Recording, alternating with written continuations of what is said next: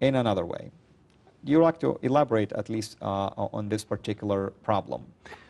Well, of course, one of the things they said is that they were aware that the Christian text had variations.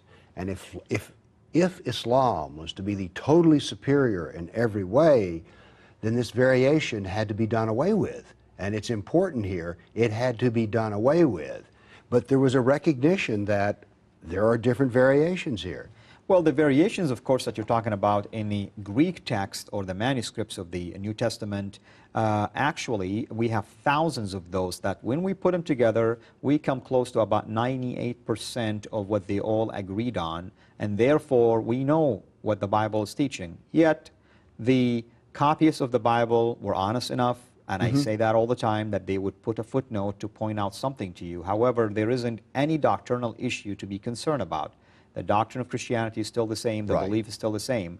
At least, if we would do the same thing in the Quran, we put an asterisk or put like a footnote and say, well, in some of the manuscripts of the Quran, this particular word is read this way or is missing, yet again, I can live with that. Yes. But when you keep claiming to me that it's a perfect and preserved book, and it's preserved in heaven, I go back to the same question. Why didn't God reveal this preserved book in heaven all at once?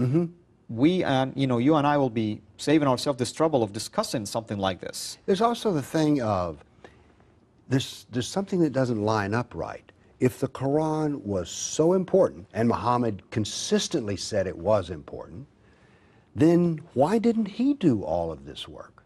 Why didn't he get it ready in its perfect final form? There's something sort of missing here. It was almost to me like that Muhammad did not want to face the mess. That's what I think. Well, there is truth to that, but also we must remind our listeners that, remember, there is the doctrine of abrogation.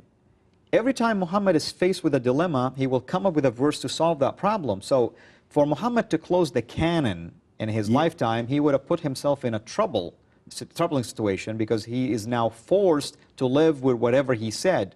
But when he leaves the door wide open for the abrogation to take place in a fluid manner, then he knew that, I can still do it up until the last second of my life. Well, he didn't want to balance the books. He did not know, he didn't want the final total, is what my take on it was. I think that he realized, well, he's already said, I forgot this. I think it was a mess he didn't want to clean up. I think it was like a storage closet that stuff's in there, you need to put it all in order, but you're like, I don't want to deal with that. Well, Bill, I want to also add something. We hear of certain punishment in Islam, one of which is stoning. Yeah, what's so interesting is when you go to the Quran, there isn't a single verse that talks about stoning adulterers. Correct.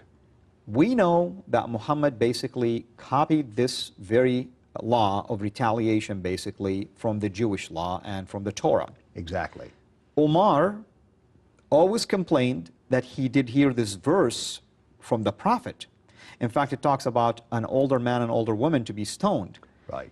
Yet, we do not find a record of it. And when we dig into the reason why the record is not found in the Quran, we hear and we read actually that Omar was asked to bring 2 witnesses, and he did not have enough witnesses to prove to the committee that he did hear this verse from Muhammad. So we know of one verse that is missing. And he complained about that for a long time, by the way. Absolutely, because it's his reputation that is being now challenged. It's his character. In fact, Aisha, the very wife that we just mentioned right now, one of Muhammad's favorite wives, and she is the young wife that he married when she was 9 years old, she also made reference a couple of times to a chapter that was longer than 200 verses, and all of a sudden it shrunk into almost 70. She also made reference to that one time she had like a written copy of the Quran that the goat outside in the backyard ate it. It's almost like my dog ate my homework kind of an excuse. My dog ate my homework, yes.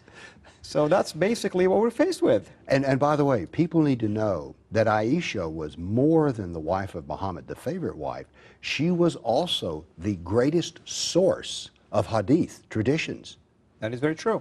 That is So very she true. is, this is not a minor character when Aisha says this. She is a major player. In fact, when Muhammad died, she was 18 years of age. Of course, Muhammad demanded that none of his wives will remarry after him.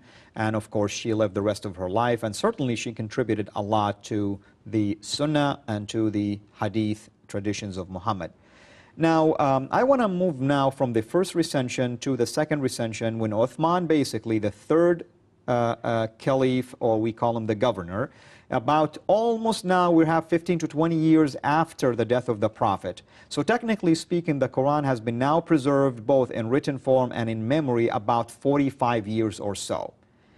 Uthman, to his surprise, discovered that there is so many other codices. He formed another committee headed by the same individual that Abu Bakr used. This time the committee was expanded, added more members to it, and they were now tasked to go ahead and collect the Quran one more time in writing. They did bring that original copy, if you wish, we're going to call it the standard copy that Hafsa had with her, the very first one that was collected. But yet they didn't use that straightforward. They still went and collected the Quran one more time, which tells me that they were convinced there is something that was still missing or possibly missing. What do you say about that? Well, this is odd because we're vacuuming up stuff everywhere. We know there's variation in it, and yet we're going to wind up with a product which has no variation and is declared perfect, the perfect thoughts of Allah. This doesn't match up. And who collected it? And who made it perfect? It's just a mere human being called Uthman. He decided, after the committee basically was putting together, he gave an order that when in doubt about the dialect, use the Quraysh dialect, meaning the dialect of the Prophet, which I told you the other day that it's actually no longer is being used. It's just vanished. You know, this particular dialect, no one even speaks it anymore. So now we're deciding on a specific dialect, but I thought the Prophet says that it was revealed in seven different ones. So who authorized Uthman to decide on which divine dialect to be used? Second of all, if the Quran, and this is my challenge to my listener and to my brothers and sisters in humanity who are Muslim people, to listen to this with an open mind and truly search with an open heart. If the Quran is preserved in heaven, then which Quran do we have today? The one that the God of Islam allowed to be revealed in 7 different dialects, or the one that Uthman, a mere human, decided that this is the dialect to be used? That's something that we have to ponder. Because if the Prophet of Islam himself did not authorize which one should be preserved... And this is important. Exactly. The Quran we buy in the bookstore was not authorized by Muhammad. There is no imprintur. And that is exactly true. And here is the other problem with the collection of the Quran, the second recension or the second collection by Uthman. After Uthman collected it and believed that this is now the standard version to be used, do you know what happened to the other codices that he discovered that are different? Oh, yes. They went up in flames. That's exactly true, Bill, that they were burned. Just about maybe 2 weeks ago, we've heard of this turmoil in Afghanistan about the riot against the burning of a copy of the Quran in Florida. Now, if the Quran being burned causes such a problem for our Muslim friends, and we are not condoning burning the Quran or any book for that matter, then why don't we hear of any reaction to what Uthman have done? In fact, the research will show that we have done in our book, The Quran Dilemma, that no one ever fussed up with Uthman about the fact that he burned other copies that could have been the right ones. Yeah, did he burn the right ones or the wrong ones? I mean, that's... And the story just doesn't hang together to wind up with something perfect. And as you say, and by the way, if the Muslims riot over the burning of Quran, my reaction is scholars should riot over Uthman's burning, because what he did was he destroyed all the source material, the prime text. They're gone. We don't have it. It's like when Enron destroyed all the records. Well, that was a corporate crime. And truly, burning these variant copies was a crime against humanity.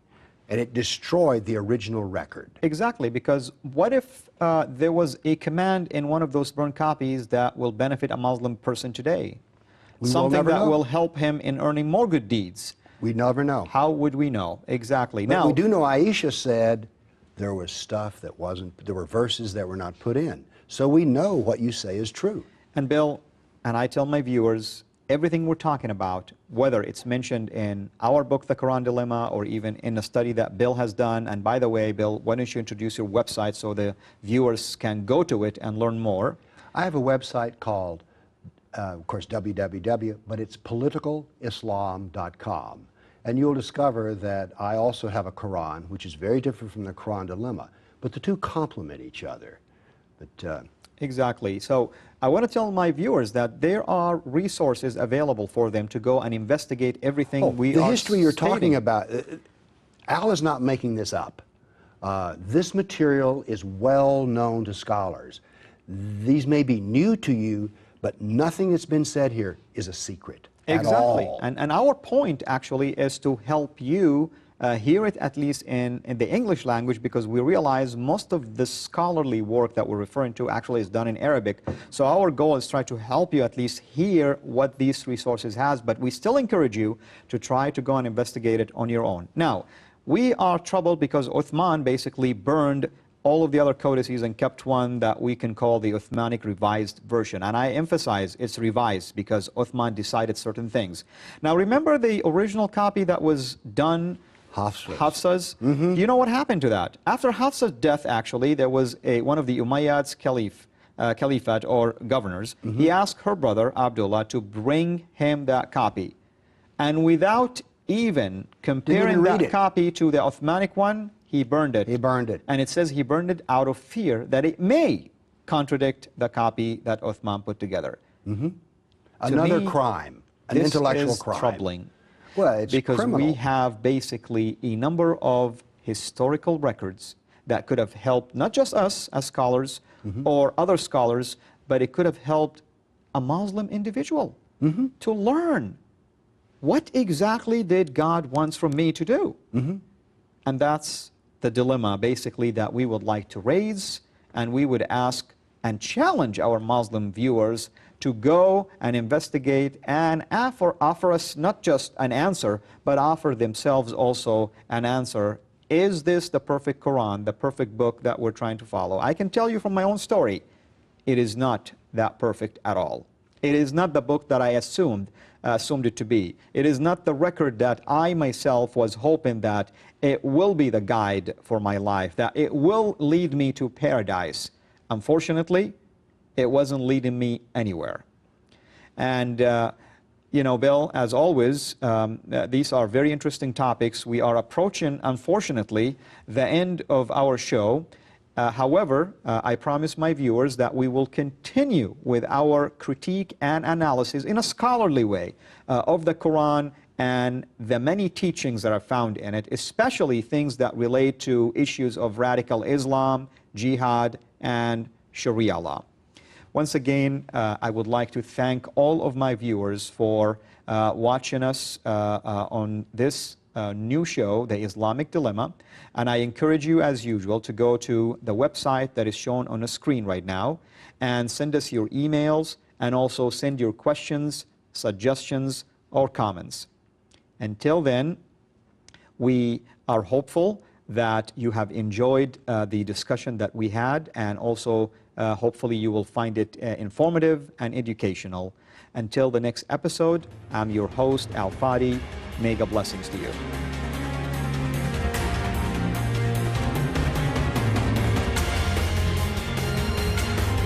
I always do because I want to go to the front. Oh.